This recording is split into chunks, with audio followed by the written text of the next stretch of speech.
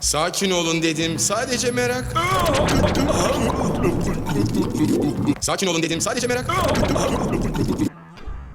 Sakin olun dedim, sadece merak.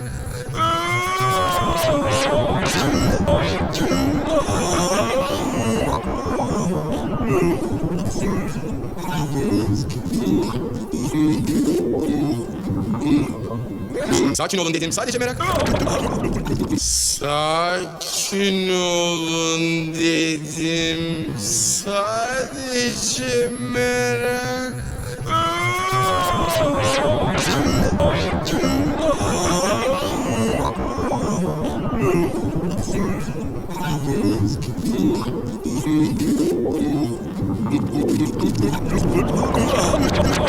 Karen beşeydi aslında dedin olmuş gaz. Sakin olun dedim, sadece merak. Sakin olun dedim, sadece merak.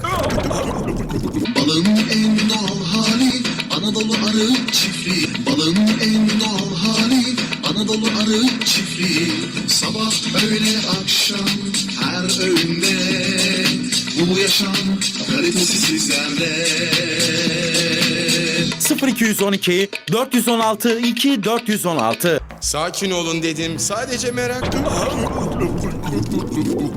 Hadi uzun, kaçmanın zamanı geldi. Bu küre bizi de yutmadan kaybolalım.